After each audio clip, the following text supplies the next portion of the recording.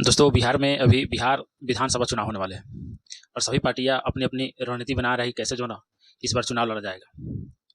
चाहे वो लोजपा हो, चाहे आरजेडी हो, चाहे जदयू, चाहे बीजेपी हो, सबकी अपना अलग अलग तरीके हैं।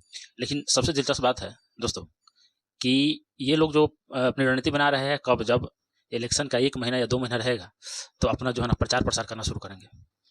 लेकिन जहाँ तक प्रशांत किशोर की बात है, प्रशांत किशोर एक ऐसे बिहार के नेता है जो लगभग 5 सालों से लगातार बिहार के हर एक गली में घूम घूम करके लोगों को जागरूक किए हैं और उन्होंने बताया है कि किसको वोट देना है, किसको वोट नहीं देना है। उन्होंने ये भी साफ कहे हैं कि अगर किसी क्षेत्र में अगर मेरा भी कैंडिडेट हो, कोई और भी कैंडिडेट हो, तो आप उसी व्यक्ति को चुनिएगा जो आपके सुख दुख और आपके साथ और आपके गांव शहर का पूरी तरह से विकास करे।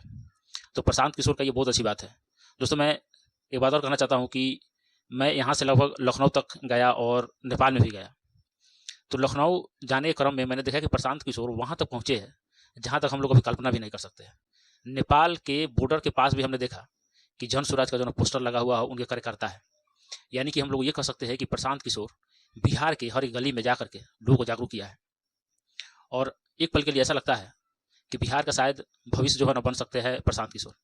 अभी तक बिहार के इतिहास में ये गवाह है कि कोई भी पार्टी बिहार में अकेले जो है ना अपने दम पर चुनाव नहीं जीत पाया है। और जब तक कोई व्यक्ति अपने दम पर अगर चुनाव जीतने का सक्षम नहीं है तो भला वह बिहार का विकास कैसे कर सकते हैं। यानी कि जब भी कोई पार्टी अपना जब चुनाव बिहार में लड़ती है तो कहीं ना कहीं गठबंधन, चाहे एनडीए हो चाहे महागठबंधन हो, ये सब जो है मिल करके चुनाव लड़ती है, यानी कि डबल इंजन की सरकार बन जाती है। लेकिन इस बार क्या लगता है कि क्या प्रशांत किशोर अब अकेले अपना सरकार बना पाएगी? दोस्तों ये तो आने वाला समय बताएगा, क्योंकि बीजेपी भी पीछे नहीं है और न ही जदयू पीछे है और न ही आरजेडी पीछे है। लेकिन जहाँ तक की लड़ाई की बात है तो अपनी बार जो लड़ाई होने वाला है वो प्रशांत किशोर से ही किसी को लड़ना पड़ेगा। क्योंकि प्रशांत किशोर, सब लोग अभी दफ्तर में बैठ करके अभी रणनीति बना रहे हैं, जबकि प्रशांत किशोर हर जगह हर गली घूम घूम करके जो है ना प्रचार कर रहे हैं, सभाएं कर रहे हैं। तो कहीं ना कहीं जो है ना प्रशांत किशोर की बात लोगों तक जो है ना पहुंच रही है, उसके कानों तक गूंज रही है। और आने वाले समय में प्रशांत किशोर एक बेहतर जो है ना नेता के रूप में उभरेंगे। इसमें कोई डाउट नहीं है कि प्रशांत किशोर बहुत सारे लोगों के लिए प्रचार भी किए, बहुत सारे लोगों को मंत्री भी बनाए और उनकी पार्टी को जिताए भी है। लेकिन इस बार प्रशांत किशोर बिहार के सरजमी से उन्होंने ऐलान कर दिया है कि अगली बार वो चुनाव किसी के साथ नहीं लड़ेंगे, किसी गठबंधन में नहीं जाएंगे, बल्कि अकेले जो है चुनाव लड़ने का घोषणा किया है। तो सबसे बड़ी बात है कि क्या प्रशांत किशोर इस बार अपनी सरकार बना पाएगी, ये तो समय ही बताएगा।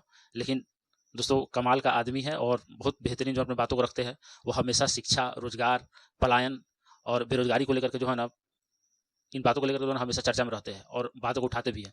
और जहाँ तक की कमियां हैं लोगों को भी बताते हैं कि क्या कमी है, क्या कमी रह गई। हालांकि चाहे हॉस्पिटल हो, चाहे शिक्षा हो, हर चीज़ पर बात करते हैं।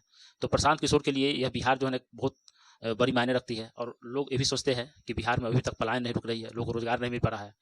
जहाँ तक लोगों की बात है तो कहीं ना कहीं लोगों को थोड़ा सा अभी भी डाउट है कि ऐसा लगता है कि प्रशांत किशोर को जिताए या नहीं जिताए। लेकिन आने वाले समय में प्रशांत किशोर इस बार शायद सरकार बना भी सकती है और नहीं बना सकती है, क्योंकि बीजेपी को भी आप नहीं छोड़ सकते और जेडीयू को नहीं छोड़ सकते और आरजेडी को भी नहीं छोड़ सकते, क्योंकि इनका भी पल्ला जो है भारी सकता है। लेकिन प्रशांत किशोर एक बेहतर नेता है। अब आने वाला समय बताएगा कि कौन जो है ना जीतता है, कौन हारता है। दोस्तों आपको क्या लगता है कि क्या बिहार का भविष्य किसके हाथ में जाने वाला है? ये कमेंट करें और हमारे चैनल को सब्सक्राइब करें। धन्यवाद।